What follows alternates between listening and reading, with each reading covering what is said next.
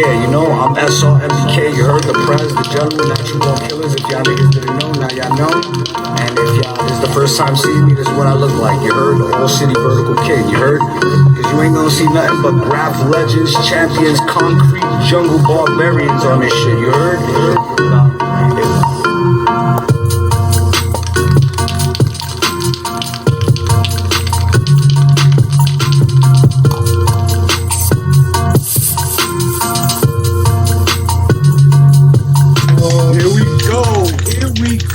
Yo, what's good? Yo, Graff Champs, episode 7, the destroyer himself, Cope, probably the most famous graffiti writer on the planet right now, alive. You heard? The king is back, motherfuckers. The king is here we go. Yo, thank you for coming on the show, man, and showing love, for real. But the streets really know your story from your mouth in 2021, so it had to happen. Listen, man, I want to, thank you for, having me on your show. I appreciate it, man. Not too many dudes out there real like you. Since day one, you always been real with me. You're not like some of these phony dudes that are real one day, 1 year, 2 years, and then they're talking shit behind my back and hating on me. You've always been, straight up, real, genuine, and, I appreciate that because it's hard to find, very hard to find. And that's why I wanted to do your show and to support you and your followers as well. Because it's always good to, just because I'm traveling the damn world and trying to make big money with my art, you got to always come back and support, the people that are still trying to get big as well, because I was there too as well. Yo, we're humbled by that, bro. We thank you, Fee, because I know you're a busy man. So let's do this. What's up? All right, yo, from the beginning, I just want to know, because I got the, the same, a few questions that I asked everybody in the beginning so everybody could get familiar with it. And I would love to know also, when did you start writing? What got you into graffiti? Man, I mean, being a little kid, traveling the trains with my mom's, going to visit, family members, you always would see the trains like just bombed, and it just like the energy from it, watching these big pieces go by, like these big Blades and Comet and Lee and Peanut 2, things that I was able to read, Is the Wiz, and I was just like, it was just electrifying. I was like, wow.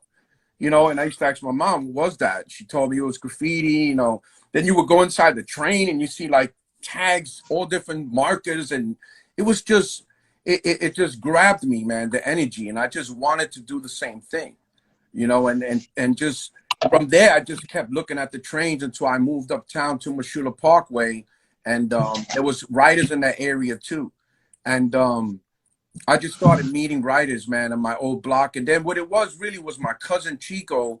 He was doing graffiti in the neighborhood. And I remember him having a big pilot, a big fat marker. And he would tag in the area, like on mailboxes, on garage doors, everything. This was like in 70, 79. And then he would take me, he started taking me to like the train, because we lived near the last stop of the 4 line, right? So I would go with him, and we would go on the last car, and we would ride from Meshulah all the way, from Woodlock to Meshulah, and he would be in the back car, and he would just start, and the doors closed, he starts tagging on everything. And I'm like, wow, this nigga. I'm like, oh shit. I said, oh, cool. So when he would go home and he was not around, I would take his marker, and I would go break out with his pilot. Back then a pilot was huge, and you were like 12 years old, 11 years old, pilot, and I remember he had it flooded, because he used to leak on me, and he had like a black tape around it. So I was like, oh, this shit isn't that's really set it off right there. My cousin really inspired me, and just watching the trains, man, is what really did it. Wow, that's dope. In the late 70s. Wow, that's crazy, bro. But so how did you get the name Cope? Well, I was writing other bullshit names in the area. My boy, there was this Moreno on my block, Daryl, one of my best friends, he wrote Cope with a K. And I was writing, I think, B-I-N at the time. And this was like about 78, 79, the same time. And he was I went up to his house, and this nigga had like, he pulled out a shoebox of Star Wars figures. He had all of them. I'm like, how you get all these things? Like, we're poor. Like, we don't buy these things. You know what I'm saying? He's like, oh, I steal them at Yonkers. I'm like, where's Yonkers? So he took me. We got on a bus, and the Yonkers was like an hour ride uptown. So he took me to like a Gimbals and a Toys R Us, a Woolworth. Back then, there was a thing called Child World. It was like Toys R Us. And yo, this nigga just took me in there and he started stealing all the Star Wars figures, like popping them out, putting them in his pants. And I said, fuck it. I started doing it. So, you know, we just started stealing all the Star Wars figures, all the ships. We were just taking everything. You know, we didn't have nothing, man. Our family was poor, you know, like welfare. So we just stole everything. I never paid for anything. And, you know, then we met other guys in the block, and these guys would go up to Yonkers and steal bikes. It was just like, back then, man, to be a kid was just so much fun, man. So, you know, he was tagging too, and then he's like, yo, why don't you write Cope with the C and I write Cope with the K? Because we was, you know, partners. We was young little dudes, you know, stealing everywhere, doing crazy shit, taking subway rides everywhere. And then boom, he would I said, all right. But then I noticed going in the train a lot, I would see band two, band two, band two. The two always stuck out. And other writers too, I started seeing Phase 2, Case 2. I noticed the number 2 was famous and I liked it. So I added it to the Cope. And that's how I just started Cope 2. But I'm really the original Cope. But I just, because Cope was cool, but it sounded too boring. So I said, man, band 2, Phase 2, I'm going to put Cope 2. And that's how it all started. Yeah, that's dope. That's dope. So around that time, so when you started running with the Cope 2, like, who was like other niggas that you seen that was killing shit, like you was trying to catch up to, or that inspired you, I should say? There was a crew uptown called TSR. It was called the Squad Rockers, you know, and I was cool with them at the time, you know, like they showed me a little of the ropes, and it was this dude Cole, the original Duel, Al, 3D, Soul. You know, these dudes were, you know, Puerto Rican dudes from down the block, 2 more blocks down. They were all cool, but they started like acting a little funny with me because they stopped hitting the lines, the 4 line. Like they were hitting it a little, like by 82, they stopped. So I started smashing it. And it was getting like, because I started writing King a little, because I see everybody writing King. So I'm like, I'm going to take over the 4 line, you know? And I started writing King. Before you know it, I'm walking to go get weed and I'm running into these niggas and they trying to duff me out. You know, telling me, yo, you're not King. And I'm like, damn, I thought these niggas were my dudes, you know? And that's how it is. You know, dudes are shady, man. You turn around and 1 minute they boy, the next minute they're duffing you from the side. And, you know, it got to a point where I just wind up fighting all of them one-on-one. I beat them all up one-on-one, but they jumped me a few times. And then they stopped because my cousin knew their brothers. And then they really stopped when I got hooked up with Cone, like Cone TNF back in like 83. Me and Cone was like a stick-up kid. He was mad respected. Nobody fucked with Cone in the area. This nigga will rob a shirting off a grandmother. He was just ill back then, you know? And he rolled the real ill dudes. So once they knew I was cool with Cone, that's it. They didn't fuck with me no more. Cone let them know, yo, this is my dude. That's it. It's enough. And that was it. I started rolling with Cone, and me and Cone started hitting the 4s real hard. And we took it over. By 83, 84, we took over the 4s, and we started spreading out to the 2s and the 5s and smashing those lines.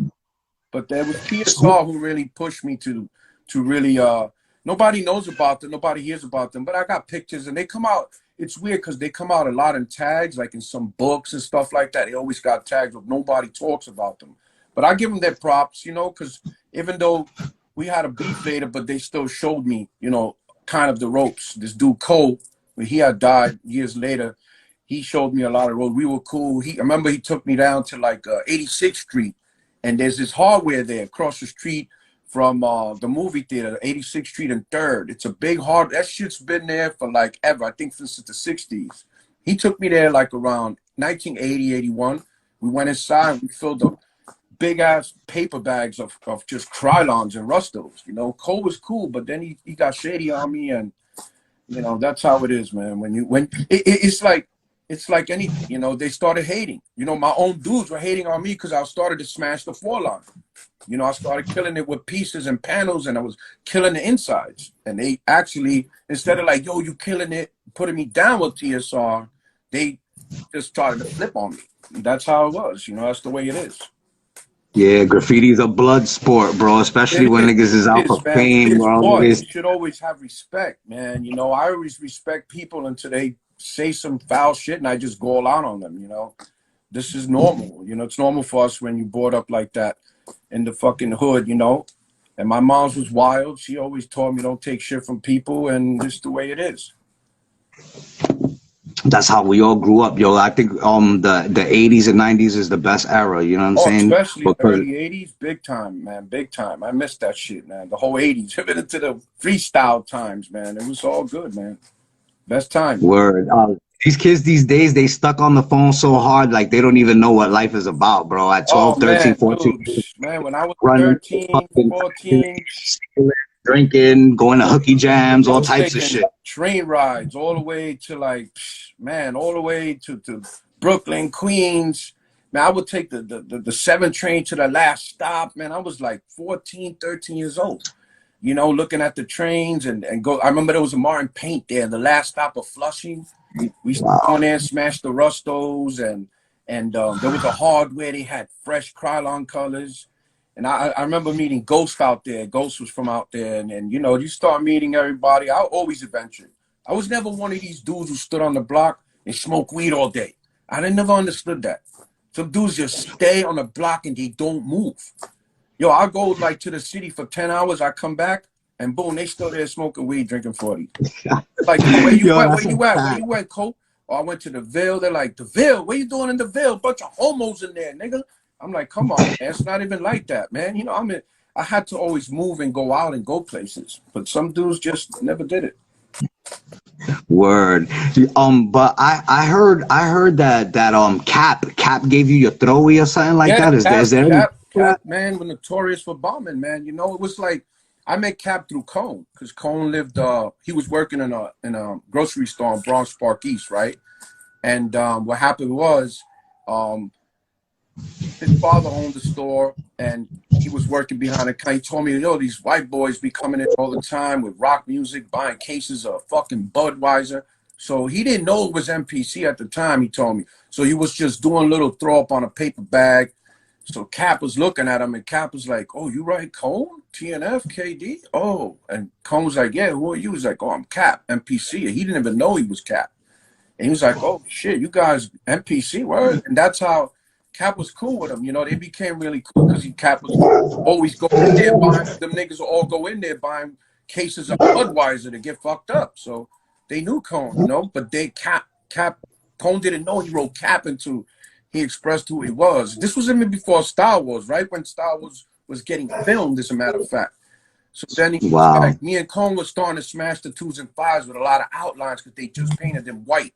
Like in the beginning, they were white. So the 4s, we were tired of it. We smashed it. We went over to the 2s and 5s, and them shits were all white. So I started smashing them with Cone. We were just doing outlines. We was catching them on Gun Hill Layup, the 241st yard. We was just killing them.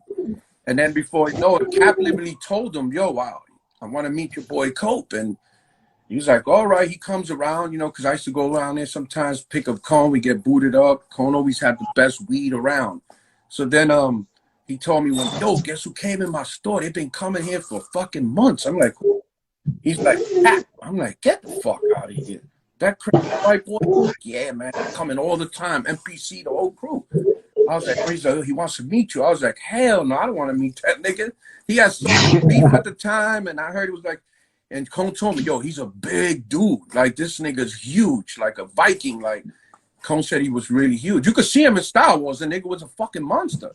And he was young, you know, and he was fucking huge. The dude was huge. A lot of people talk shit, but when they saw him, they didn't do anything, you know? They didn't do shit to Cap. The only one who ever fought Cap was T-Kid. And that's because Cap, you know, fucking got in his face. And T-Kid at the time, you know, he was notorious too. So T-Kid just set it on him and he fought. And that was because of me too. So that because Cap tried to set it on me one time. T-Kid tried to set it on me with a bat one time, and Cap fought him because he tried to set it on me and shit. That's how it was back then. I was a little dude, you know, but these dudes were monsters, man. You know, these dudes were huge. I was still coming up, and I'm watching all this shit. I'm like, damn, this is like crazy, man. Like, it was serious back then because a lot of dudes that were in gangs were writers too. You know, they wasn't just like just graffiti writers. Some of these gang niggas that were crazy, they were graffiti writers too. That's how that shit was. So what happened was, I went over there and I came off the train and I see a bunch of white boys with fucking radio playing rock. I'm like, oh shit. And as I get closer, I see Cone talking to some big ass white dude. And I'm like, that's gotta be Cap. And it was Cap. I was like, I told Cone, yo, you sure he's cool? Cause I hear a lot of crazy. He's like, nah, them niggas are cool. They come in here all the time, yo. He just want to meet you. So I met Cap and he was mad cool. I was shocked. And then we just became cool, you know, smoked some weed. And then we had a black book. I forgot whose black book it was. And he was doing throw ups. And then he just like did a throw up. And he's like, yo, why don't you do one like this? And I was like, whoa, that's cool. I had a different one. And the one he showed me, the circles inside was just more bigger. So it was like called like kind of the NPC style. And I just took it and I ran with it. I liked it. It was cool. It had a good flow. And I started doing that one and I kept smashing the 2s and 5s with it and the 4s. And I went on to the 1s and all these other lines. Before you know it, I was hitting all city with that shit. And I got down with MPC. And then what was crazy was they had so much beef. Like so many niggas hated them. So I started getting my pieces crossed out. I started getting my shit ragged. I was like, damn, this shit's getting out of hand. Like MPC was really hated, man, back then. It was like, you know, it was like them against everybody. It was true. But, you know, I was down and I was trying to be, you know, repping for them too, but it was too much. I would run into other dudes, black and Puerto Rican dudes, and they would tell me, why you repping them white boys? And I'm like, because they don't understand, NPC had Spanish dudes in it too. You know, like Dose and Flint they're Cuban. You know, like dudes in it are Spanish. They're not racist crew. They weren't never a racist crew, but people thought they were. But they weren't really a racist crew. But I said, I'm not fucking with this no more. And then what happened was when I was hitting the 4 layup, right, on Kingsbridge, and I'm bombing. I did like about 10 throw-ups. And then I told me in the park. It's called St. James Park. If you look down, there's a park there between Kingsbridge and Fordham Road in Jerome. So I hit somebody, yo, what you writing? I look down, I see like a few dudes, and I see 2, 3 dudes I recognize, which was Swan and Boozer and this dude D from he was DTFB. It was a crew called the Fordham Boys. So I'm looking down, I see a tall dude. I knew TK, I knew who he was already. I see a tall dude and TK. And then TK's like, yo, Cope, what's up? Yo, I want to talk to you, man. Meet me at the station. I'm like, I looked up at TK, you know, the nigga was a legend. He was already burning the lines. So I'm like, oh, I always would see TK, but I never say anything. That nigga looked scary back then. So I just like, all right, let me go to the train station, see what he wants. So I get at the train station, and Swan is running to me, and Boozer like, yo, Cope, break out. I'm like, what the fuck? Break out for what? Like, what's going on? Next, you know, I see TK coming with a bat, and he swung that shit to my head. And I weaved it. I said, oh, shit. That shit hit like the pole in the station. And I said, yo, what the fuck's going on? And he was like, yo, don't fucking come in the ghost yard. Because at that I would go in the ghost yard and do throw-ups. I would bomb it and break out. But TK ran the ghost yard. If he caught you in there, niggas know. He caught you in there, that was it. He took your clothes, your money, your sneakers. I heard he tried to throw niggas in the river. He was like ill. He was ill. Him and all his boys back then. And so I was like, yo, this shit is serious. I got TK trying to crack my head with a bat. Like, this is like little dude, you know. I was like, I would have fought, but I was just too small back then. And he was crazy, you know. He looked like one of them warrior niggas from the Warriors, you know, with the bandana on his head. And TK always was bugged out. So then I just told Cap, I said, yo, I'm done with this NPC shit. I'm getting my pieces ragged.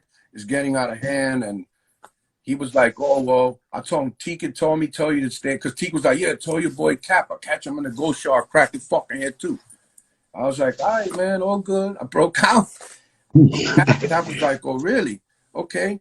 I'm going to go to Fashion Motor this weekend. TK will be there and we're going to fight. And I'm like, nah, man, just leave that shit alone. Because then if he fights, let's say he beats T-Kid, I got to turn around and run into T-Kid again, and he'll probably fuck me up. You know what I'm saying? So I was like, no, man, just leave it alone. Like, this shit is too out of hand. Like, but Cap, they fought, and then I heard they squashed it. They smoked some dust, and that was it. And Cap was like, yeah, he called me, said, yo, I fought T-Kid and squashed. There's no problem. I said, oh, really? Yeah. Huh? Yo, for months, I would hide if I saw T-Kid, because I wasn't going to take no chance back then, but it was all peace after a while. Yo, so back then it was fucking rough, right? Like if you get caught in a yard, like you can't go nowhere because if it's somebody's yard, they already know where you're gonna go to try to Oh get away. man, So let me you're tell you, done. man. Yeah, you have to be cool. Any yard you go in, you have to be cool, man. It wasn't no joke, man. You know, I try to stay out the Brooklyn yards too, because you know, dudes were ill too from Brooklyn. You know, Queens riders were, yo, man, dudes were no joke. You get stabbed up, whatever, your head cracked. You know, start about the one layups, 145th. You had the ball busters in there trying to fucking kill everybody that went inside that tunnel layup.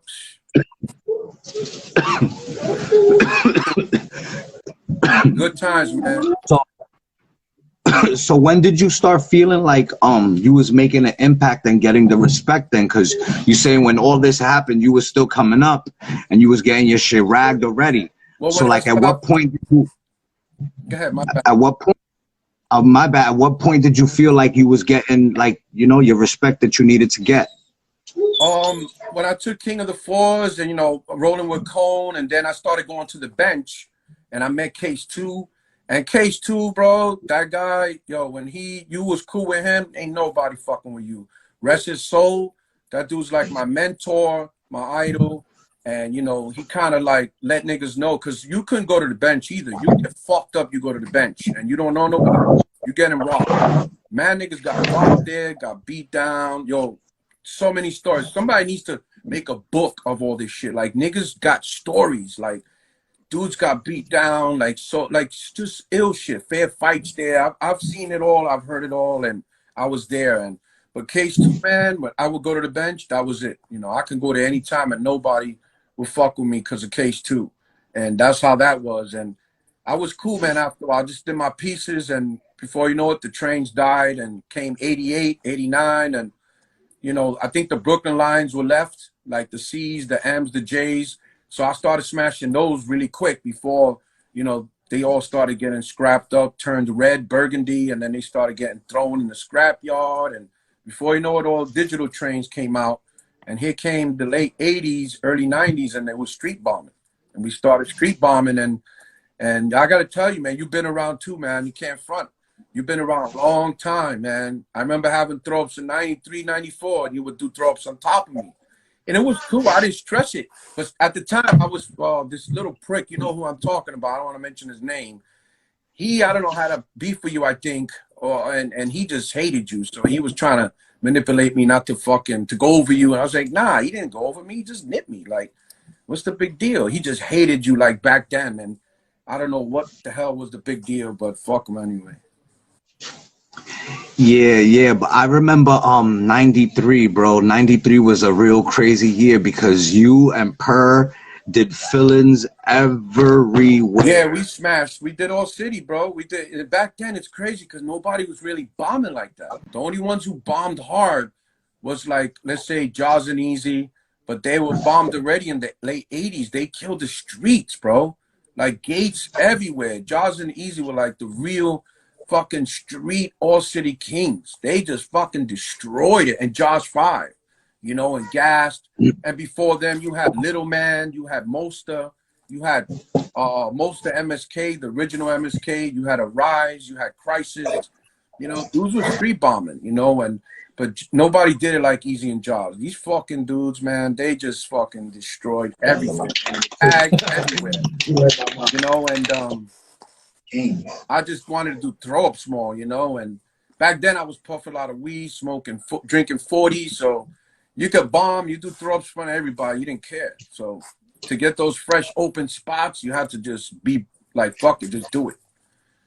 And back then the cops didn't care. They would just drive by or they'd pop out a taxi cab, take your spray can, smack you in the head, and get the fuck out of there. And then that's it, it would break out. You know, they never really took you in for street bomb. But now street bombing, that shit's insane, bro. Dude, no boom. Like every day there's a new writer. It's just like, it's just crazy. So when you was going all city in 93 and killing shit everywhere, and you was like on your shit, what you think feels better, the train shit or the street bombing? What was better to you? What you like? Nothing better like the trains, because you did the trains and your shit just rolled through all the boroughs. You know, your shit either got dissed or buffed, but sometimes it stood up for a while. Unlike streets, your shit is on a standstill. It just stays there. Anyone could just go over you. Then you got to go back and fix it. But ain't nothing like the trains, man, back then. You know, nothing ever like it, man. I was blessed to actually live that time and do panel pieces and throw ups and top to bottoms and bomb insides. And it was just another whole world, man. You know, and I was pretty blessed to live that shit, man. Let me tell you. I lay in my bed sometimes and I think about the raids and all the time just chilling in the foyer and everything, man. Just Yeah, man, that's dope, man. Like I said, I missed the train era. I never went to a train yard or nothing like that. I wish I could have experienced that shit, because that's what got me into graffiti. Same as you know, riding the train with my mom, going to the pool and going to the beach and going to Coney Island and seeing all these writers and shit. You know, Ghost. I seen Roach, drawing the roaches everywhere. Yeah, that guy, he got a up lot fast. He got up fast on it. I was bugging. I was, what the fuck is drawing roaches everywhere? That shit's crazy. But then I heard he caught up in some shit and did a bid. Did some time, came out. I heard he passed away, but he was a dope bomber, you know? Yeah. So now it's 93. You're killing shit. Who did you see killing shit at the time? Also, did you see other people killing shit? There was a lot of dudes that started to come up too. Like, man, it's kind of tough, you know. You had you guys doing shit. I remember this guy Sense. He was bombing. He started doing Sense, G Stack. You know, you had dudes going. Sense was going all city. That kid at that time, he had what he got 5 letters. He was doing throw-ups like in the illest spots. He was really catching it. You know, he was bombing hard. Jay always, you got to give Jay his props. You know, regardless, Jay is like, to me, graffiti. You know, the dude is just fucking unbelievable bomber. He's just been nonstop. Today, he's still doing high. It's just crazy, man. The guy, you know, we had war back then too in the early '80s. It spilled onto the trains and into the streets, and then we squashed it, you know, and that was that. We did a few bombs together, you know. Then you had a lot of writers coming out, you know, YKK crew, Scuff, Cas 5 at that time, in the early '90s. You know, KGB, you know, Near, rest his soul, you know, that's my brother, man. You know, I know Near since he was a little dude, man, and he always idolized me, man. I lived a few blocks from him, you know. I was on Mount Eden, he was on 170, and he would come through the block with all his little KGB homeboys. We would bomb black books while I'm selling crack outside. And yo, man, I see him grow, man. I see him grow, and he became something big, man. Before you know it, he was bombing, beating people up, knocking them out. And people don't understand, a lot of the dudes he fought was for me, you know, because I had beef with them. And he was down with KD, and I was down with KGB. So at the time, he was running into these dudes in the Ville, you know. I would just be doing other shit, but he would run into them and he would beat them up, and then he'd be calling me, yo, I caught this guy tonight. And I did that. I was like, oh shit, good looking, bro. You know, and he was just fucking everybody up he ran into, man, you know. Near was you know, he was a giant, man. Bless his heart and his soul, and that'll always be my brother. And I will always rep KGB for him, man, no matter what, you know. Right. Yeah. So now you're killing shit everywhere. Boom. You get into wars with people. You know what I'm saying? And then you become like one of the most hated. Why you think so many people like hate you so much? Well, that was more like when my video came out. It was more like towards the late 90s, you know, like, because I was doing burnings in the streets everywhere, you know, in the Bronx. I had walls everywhere. You know, you have more crews coming up. You have BTC crew. My little man Spec, my little brother, came up. He started killing shit with the BTC crew and Since and G and Noke at the time. They were just bombing everything. And since, you know, Spec was just killing shit. You know, Spec, the thing with Spec was kind of amazing was he had so many throw-ups and so many different styles, backwards. I never seen that shit. Like, really, honestly. He really, like, mastered throw-ups. And it was bugged out. He did his name backwards, different styles. And he got so hated by all the dudes that were coming up around his time. He was fighting everybody, beating up everybody. I went to a few of his fights, you know, and I seen him like fuck dudes up. Like he was a little slim dude, but he was fucking dudes up. Like it was ill. And he got hated so bad to a point where, man, he had to fight everywhere he went. You know, it was like but he you know, it's sad he went and came so fast, but he made an impact, you know, like he's a true legend. And one kid that just, man, he just destroyed shit so fast, and he was phenomenal with his throw-ups. Because I never did backwards throw-ups. I probably do 1 or 2 styles, and that's it. This nigga mastered like probably 5 to 10 different throw-up styles. It was ill. I was like, oh shit. Because his shit would ride on trucks, so I would see his rooftops, and I didn't even really know it was him. I thought it was a new rider until I read the BTC, and oh shit, I fucking spec. He did a new throw-up, different style. It's like, wow, this nigga's really smashing shit. He really was a graffiti writer, man. But yeah, it wasn't until like when my video came out, Kings Destroy, and that sold out worldwide, you know, and my house got raided by the Vandal Squad, and the Vandal Squad came in and they arrested me.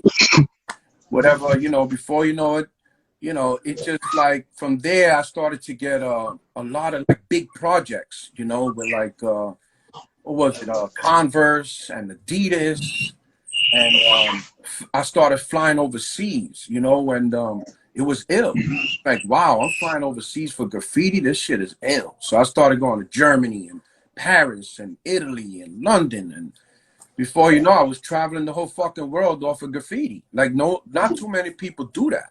But the people before me that was doing it already, like, you know, dudes like Steen, Futura, Dondi, you know, these are dudes that they already were doing like shows and graffiti and galleries overseas already, you know. Crash, Days, you know, Remo Z, you know, John One, dudes are already just doing shit all over the world already on canvas and doing gallery. But I was more still like a graffiti purist. I was a bomber.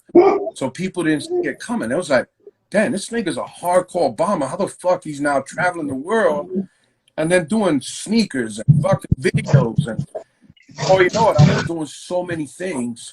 And dudes that I thought they were my boys were really hating on me. You know, you could tell when a dude's hating on you when you go to chill with them and they come at you with some slick questions, and sometimes they start trying to ignore you or they act funny. You know what I'm saying? I'm like, oh, here we go, you know?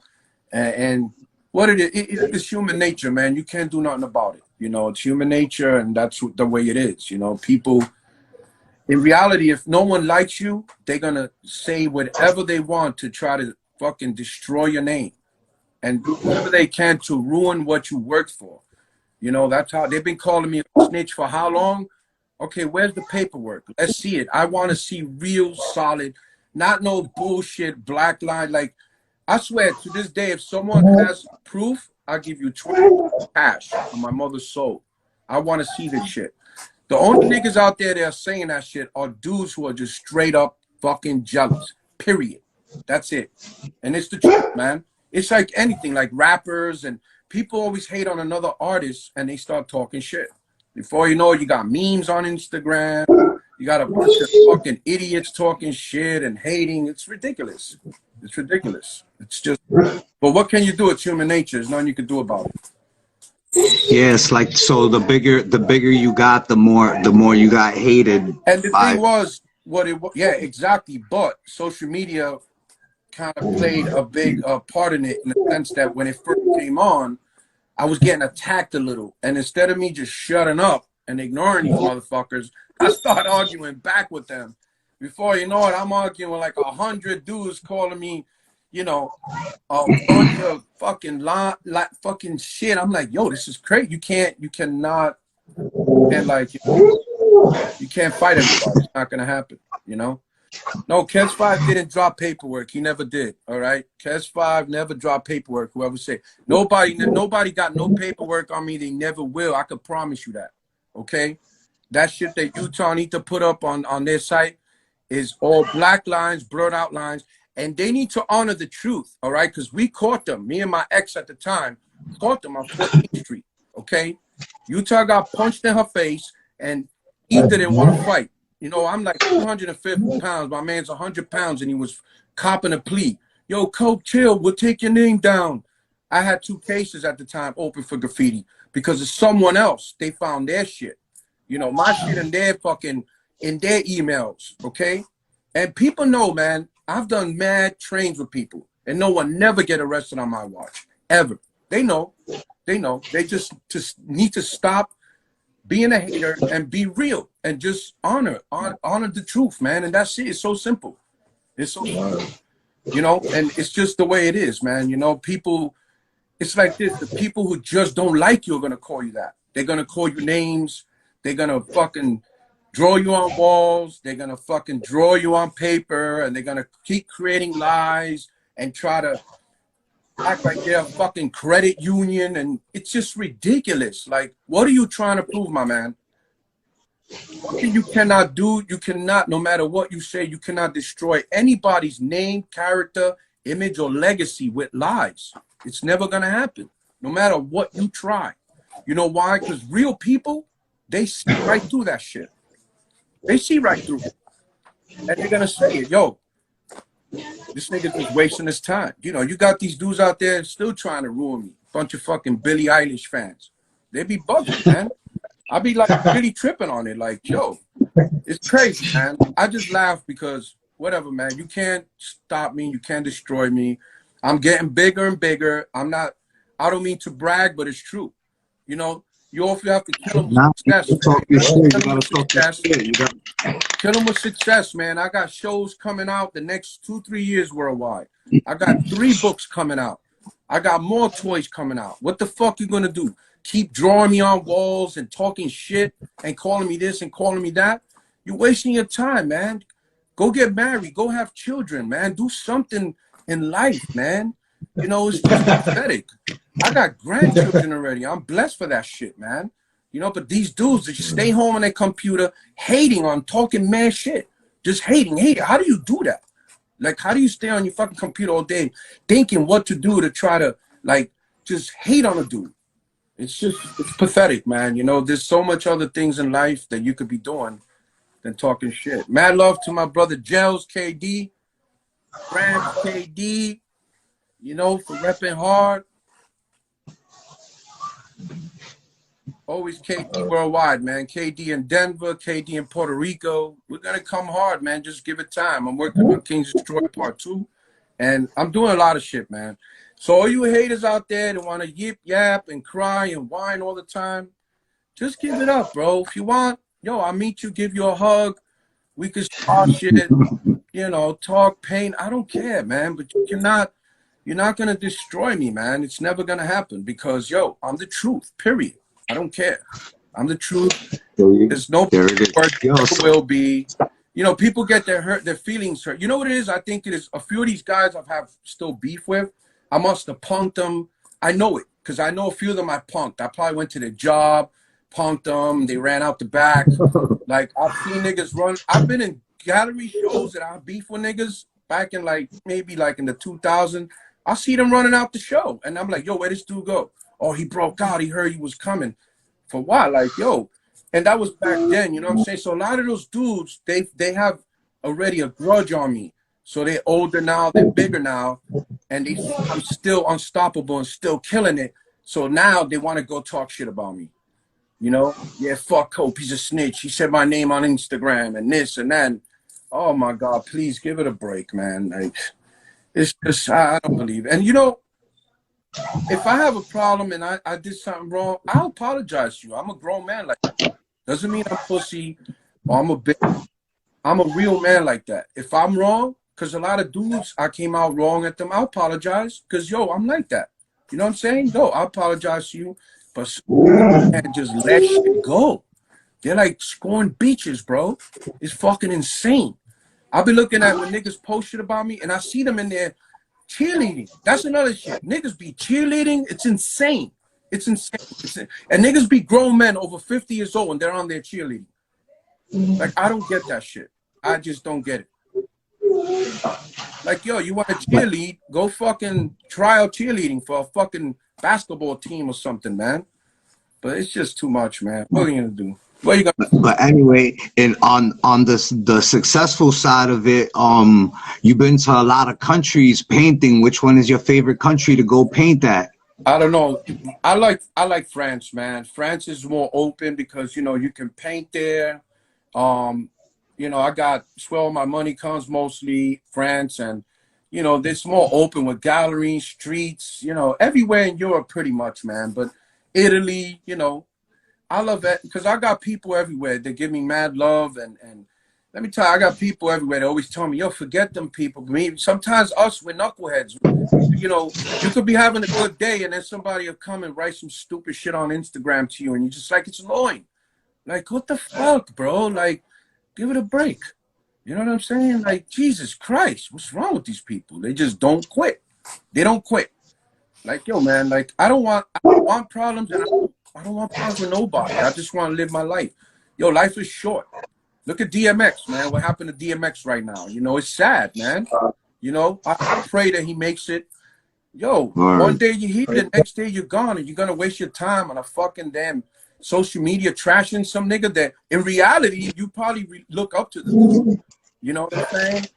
And a lot of these dudes I was cool with, we were like teams, we were fam, and a lot of these guys, I don't know, man. Hey, I'm dysfunctional nigga too. I say fucked up shit too, but that's because I'm just brought up that way. My father, my mom's, they got loud mouths, and they run off the mouth, and they go crazy, man. But what can you do, man? It's in our bloodline. We always fucking talk shit, fight, whatever. Who cares? But I'm too old for that shit, man. I'm making too much money traveling the world. I got so many projects in the works right now. It just doesn't make sense, man. Doesn't make sense. But I always like to do throw ups and trains here and there. It's in the blood, man. It's a fucking ritual. Shout out to my brother Jez Quest, KDGOD. Word up. Yeah, I saw the Coke toy. Yeah, that's a fucking mean little fuck, right? He looked funny, bro. That was fire. Yo, let me tell you, man. Yeah, you know what? I'm telling you, man, that little I'm gonna start having them chase niggas like Chucky. I'm gonna try to make them come alive and have just try to go at niggas and shit. Chase niggas, man, because it's crazy, man, It's just yeah, man, I got more toys coming, man. They're working on it right now, and that one's almost sold out. And it's funny, man. It's kind of cool to have a toy, Like I've did little toys, but that was pretty cool, and it's dope, man. I'm blessed, man. God is the greatest. Let me tell you. And that's another thing, man. I'm the truth by God, man. God has created me. I'm His artist, man. I don't care what nobody said. I've traveled the world. I get on those planes, and I'm not even scared if it crashes or not. I don't even give a shit. Because God is the greatest, man. He's the greatest in life and death, and that I believe. He's taking me this far, brother. He's taking me this far, and He's got things in the work for me, and it's just phenomenal, man. I'm pretty blessed, man. Let me fucking tell you. At my age, I got beautiful grandchildren. That's like dope, man. Word. Out of all the projects you've done, what's your favorite one? What's your favorite one that you've been a part of? Damn, man, it's tough. I liked the Adidas one when I did the Adidas back in, was it 2006? And yeah, man, because they flew me to like London. It was Adidas Foot Locker collaboration. And man, they did so many pieces, like different sneaker styles, sweat hoods, fucking jackets, so much. I got all that shit put away, like boxes of that shit put away. Bring that shit out 20 years, 30 years from now when I'm dead and gone. All my grandkids and kids can have it and sell it, whatever. That's what I do too. I save a lot of my artwork. I buy artwork from a lot of artists. So that way later on, 20, 30 years from now, they can sell it. That's all. And it's a business. This art shit's a real business. And I don't know, the Adidas was dope. The Time thing I did was dope too. I did something with Time. They had me paint like a big awning. I had to do like 3 of them. We did it at 5 Point at the time. Mia's was helping me. Mia's another good dude, another genuine guy. He helped me on that project. And all the other guys who bombed it up, that was fresh, man. In reality, man, I like all the projects, man. Everything. Even if you don't get paid much or whatever, it's about just the journey, man. In reality, that's what this shit is. The journey, man. It's about the journey. The journey in life, man. And I'm just still building my legacy. When you're dead and gone, bro, that's what's behind is your legacy, man. you know. So all these people still out there trying to trash me and disrespect me, and yo, you're wasting your time, my man. I'm telling you the truth. You know where I'm at. We could meet. You want to fight? We could fight. I don't care. I don't give a shit. You know, they try to roll on me in Miami. You know what I'm saying? They try to roll and surround me. I'm trying to fight one dude. The other guy sucker punches me, and I'm like, this shit is crazy. You know what I'm saying? Like, it's life, but whatever, man. It happens. You know, it is what it is. It's part of the game, man. But yo, man, you know, people I got problems with. You want to, you know where to contact me. We can make peace and be cool. We don't got to be lovers and make love. You know what I'm saying? But it's just wasting your time trying to destroy me is what I'm trying to say, because you can't destroy something that's pure and real, man. I'm not perfect. I'm a dysfunctional motherfucker. Trust me. I'm just fucked up. I do fucked up shit. But all that shit you're calling me, and it's not true, man. You're wasting your time, because there's so many, dude, so much shit that's gonna happen and come. They just might as well give up, man. They might as well give up, because you can't stop. You can't destroy anybody, not just me. You can't destroy nobody's name or legacy with lies. It'll never work. It'll never happen.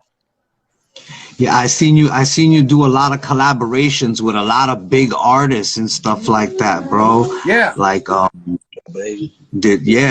bunch of them. Did you ever meet Banksy? Yeah, I met Banksy, man. It was funny. I met Banksy in 2005 in London, and I was out there. I went with PJ, and you know, he treated me to go out there because you know, PJ was always doing bids, and I was always there for him.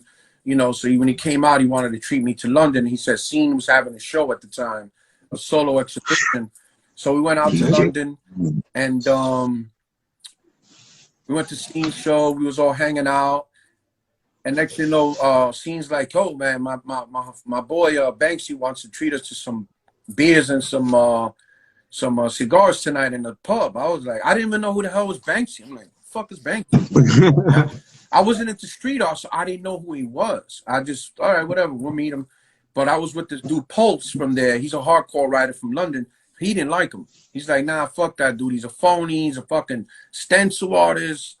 I'm like, "Yo, who cares, man? Let's just go chill, smoke cigars, and fucking you know, have some fun. Just chill out, have some beers." So we go there, you know, we're chilling. He had a box of Cohibas. He gave us to start smoking, and they're just talking. And the dude was cool, man. He was just like giving me my props, telling me how he likes my throw-ups, one of his favorites, mine and Scene.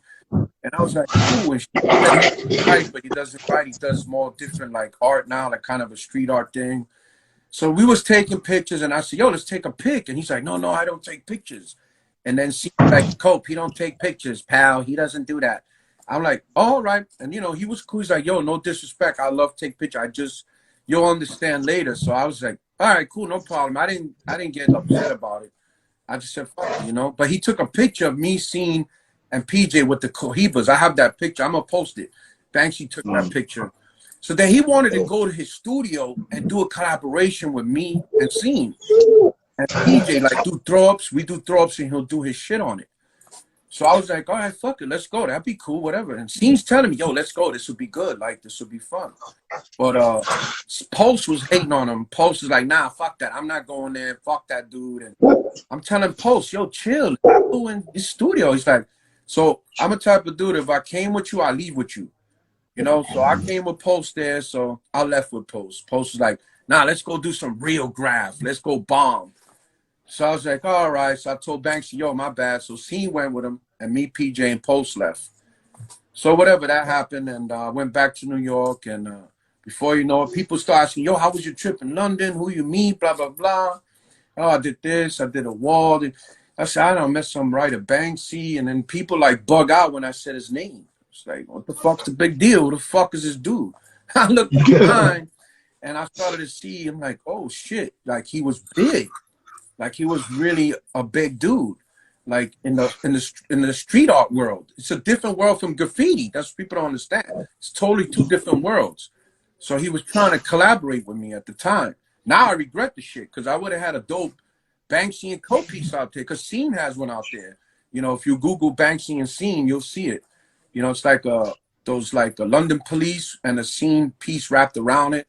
They did that night. So, but Hopefully I Wow. get to collaborate with him some other time, you know. But he was a cool dude, and I was like, damn. But you know, I collab with a lot of dope artists. Mr. Brainwash, Shepard Fairey, one of my favorite artists. Shepard Fairey, one of the most Who is genuine guys in the world, man. You who is know, your favorite one to do your favorite collab you did? damn, that's I don't know. I liked it the one with Shepard Fairey, man, because not only that, the dude is so cool. You know, and that came, it was big, you know, it was like almost two of the best of both worlds, street art and graffiti combined a wall.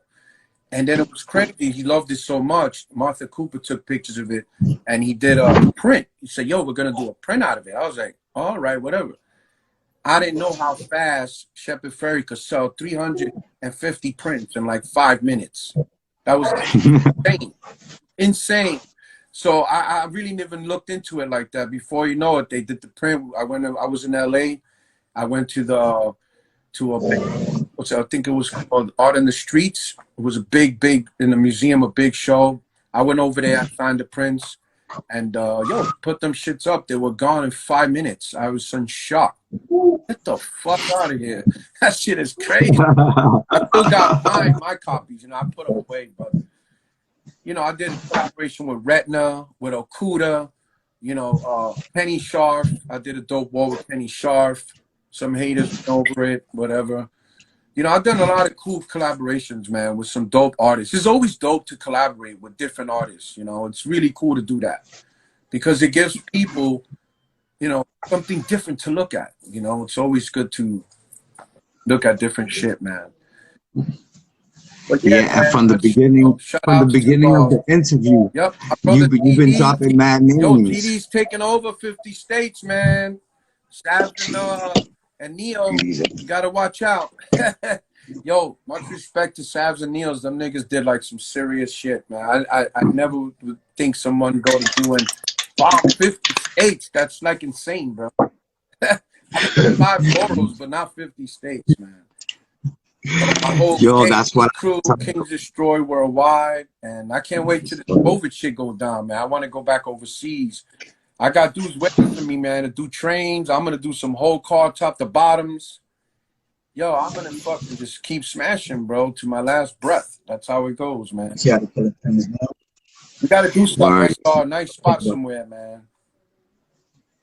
Yeah, there's always a spot somewhere, but you see there's people killing trains right now too. They're doing whole shit on trains real quick. That shit Like is crazy. It's cool, man, but it's like it doesn't go nowhere. You know, it's just like you go straight to the place, it gets buffed, so you only really get to film it. You know, when it's, you know, it's cool. It's the feeling, the energy.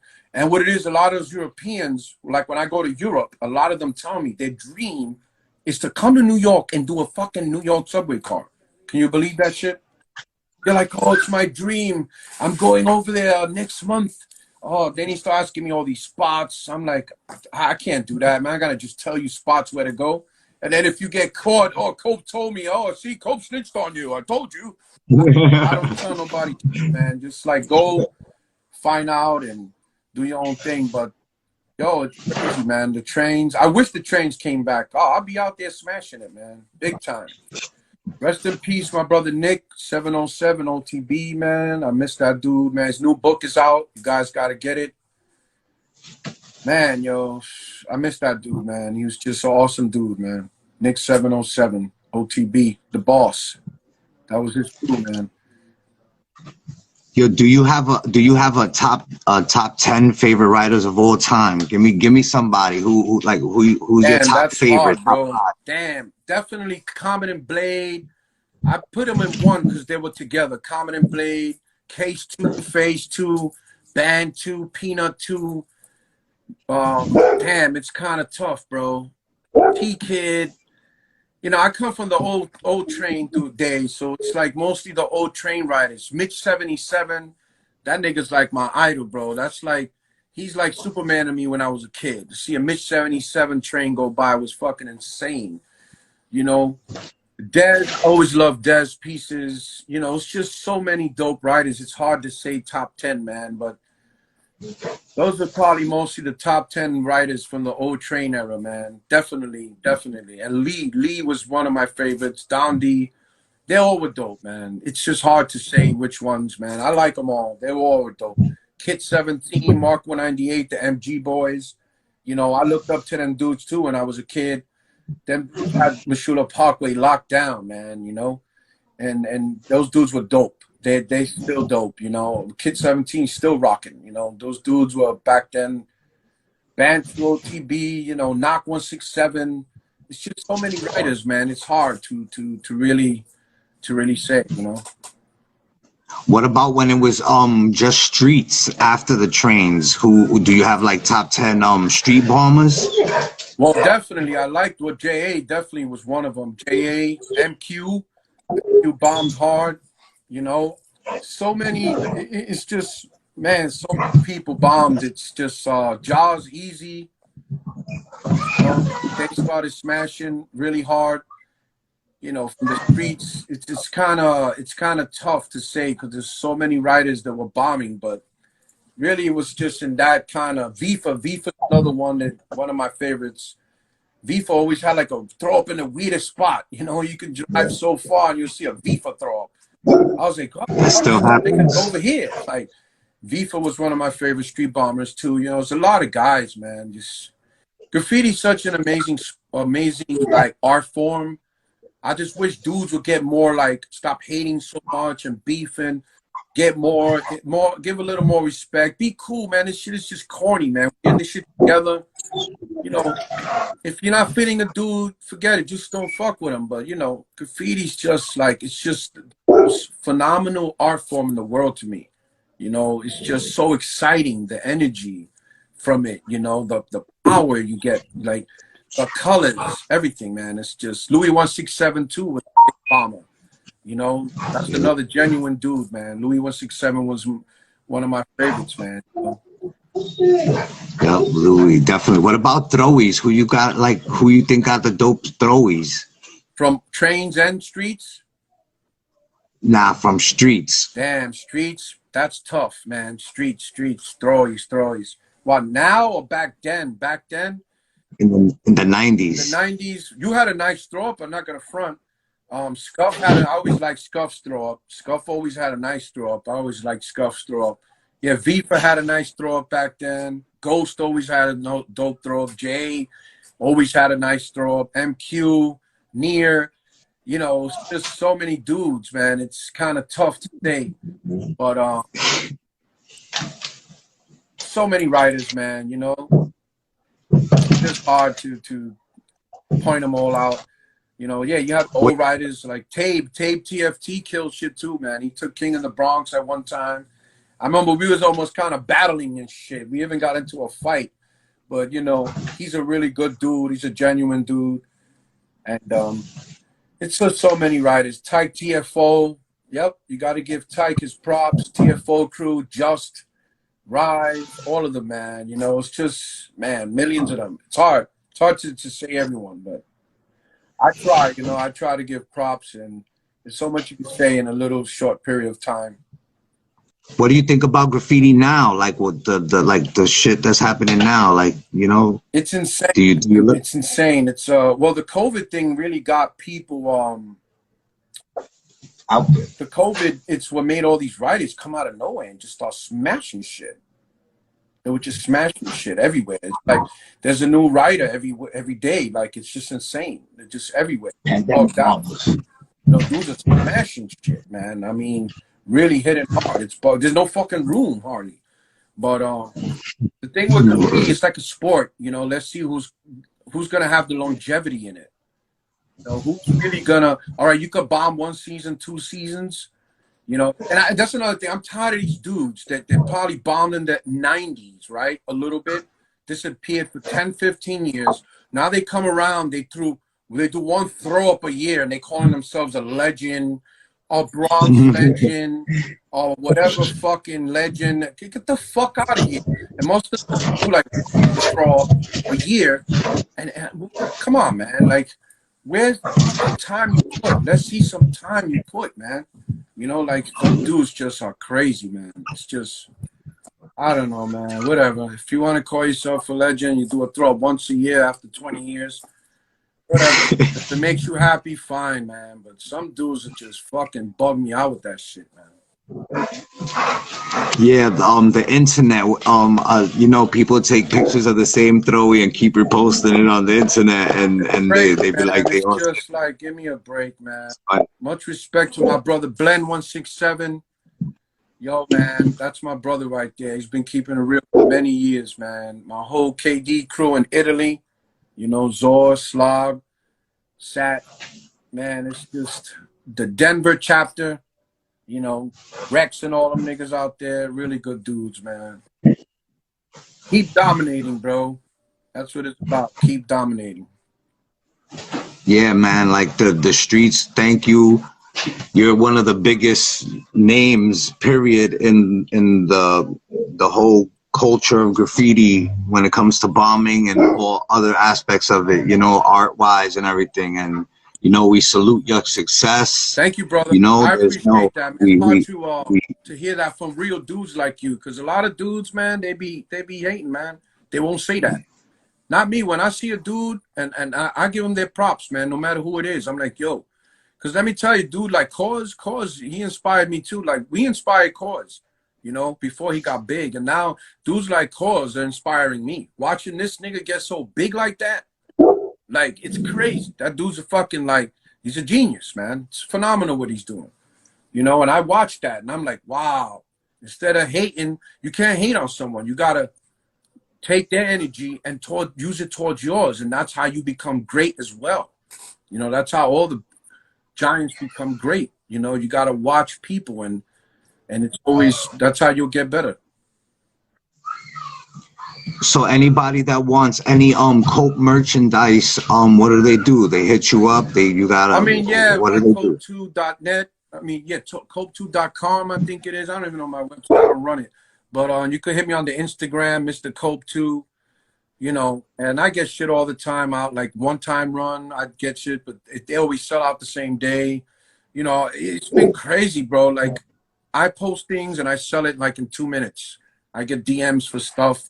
It's really, yo, let me tell you, man, it's phenomenal. God is good, man. It's just like, it's crazy. I just sell stuff, and just the more things come in, more things. It's kind of overwhelming sometimes. You're like, wow, this is really cool. God is the greatest. And I owe it to God and all the people out there who supported me and been supporting me since day one. You know, thank you for supporting me for this interview. And all my people, they know who they are. I can't say everybody, but, you know, my family, my children, everybody, I love everybody. And we just got to keep on going, man. That's the way it goes.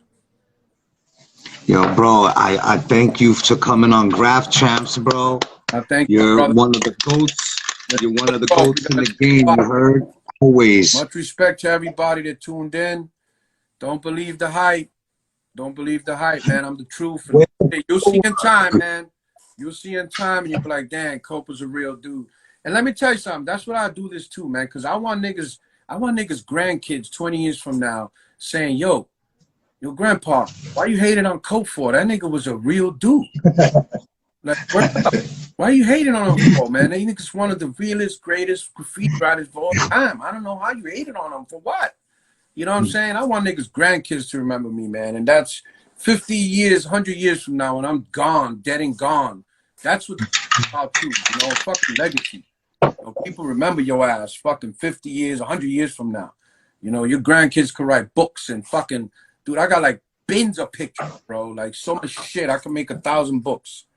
And that's what it is, man. You're going to do this shit all these years for nothing. You know what I'm saying? Like, come on. It's all I have in reality. I ain't working for nobody. It's either selling kilos of cocaine or whatever, or get, and I'm not doing none of those things. So that's dead. I'm good selling the canvases. I'm doing good, and the projects. Thank you, brother. Peace to all. Much love and respect to everyone out there. Stay humble, and that's it, man. Yo, salute, my brother. Yo, I'm gonna hit you up. Yo, thank you again, yo. That was Graff Champs, baby. Thank you, brother. Peace.